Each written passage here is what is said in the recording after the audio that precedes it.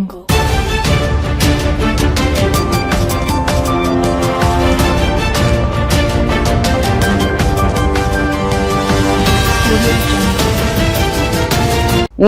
आज तक 24/7 न्यूज में आपका स्वागत है और मैं हूं आपके साथ निकिता श्रीवास्तव। आइए रुक करते हैं आज की तमाम बड़ी खबरों का।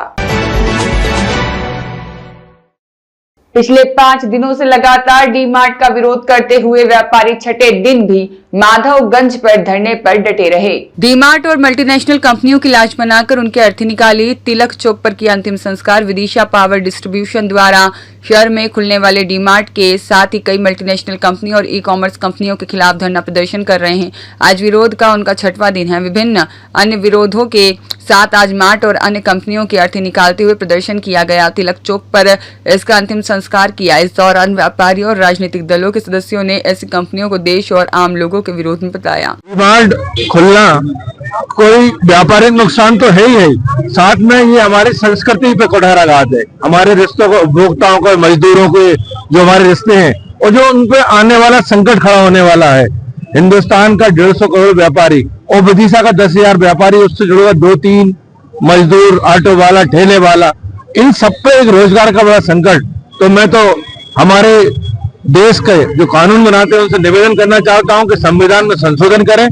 10 लाख से जहां भी ज्यादा आबादी है सिर्फ उनको उनमें परमिशन दें, उससे जो कम आबादी है उन पे तुरंत रोक लगाएं, क्योंकि हिंदुस्तान की संस्कृति बहुत अलग है और इसको अगर हमें बचाना है तो इन बड़े मालों को, अकेले डीमार्ट की बात नहीं, रिलायंस को भी, ई कॉमर्स कंपनियों को भी एक न्यूनतम रिटेल प्राइस का कानून भी लाए, जिससे कि ये हम भी उनके कंपटीशन में खड़े हो सके।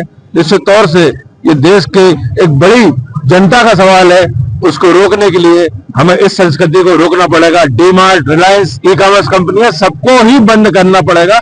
अरे ये हमारे छोटे व्यवसाय में क्यों आ रहे हैं, क्यों सब्जी बेच रहे हैं? बेचारा सब्जी वाला 500 रुपए की सब्जी बेच के अपना घर चलाता है, किराने वाला कोई 1,000, कोई 2,000, 5,000। अरे आपको अगर देश में सेवा ही करना है, पैसा कमाना है, तो आप स्वास्थ्य के क्षेत्र में आओ, अच्छी सड़कें बनाओ, अच्छी शिक्षा दो, उसमें पैसे कमाई हो सकती है। लेकिन आप क्यों हमारे छोटे से व्यापारियों के बीच में, मजदूरों के बीच में आ रहे हैं? देखिए, डी मार्ट जैसी संस्था है हिंदुस्तान जैसे देश के लिए कतई उचित नहीं है, क्योंकि हिंदुस्तान 140 करोड़ का ये देश है और इसकी बहुत बड़ी सेवा जो है, हिंदुस्तान के व्यापारी छोटे छोटे गांव में अपनी दुकानें खोल के, गली गली में अपनी दुकानें खोल के, ये केवल अपना ही उदर पोषण नहीं कर रहे हैं, समाज की भी सेवा कर रहे हैं, देश की भी सेवा कर रहे हैं, राष्ट्र की भी सेवा कर रहे हैं। उनके हितों का हनन नहीं होना चाहिए। इस पर रोक जिस स्तर पर भी हो सकती है लगाने की जरूरत है। काम आसान तो नहीं है, लेकिन अगर विरोध प्रबल हुआ तो सब कुछ सफल है, कोई कठिनाई नहीं हो सकती है। तो इसका विरोध उचित है, जायज है।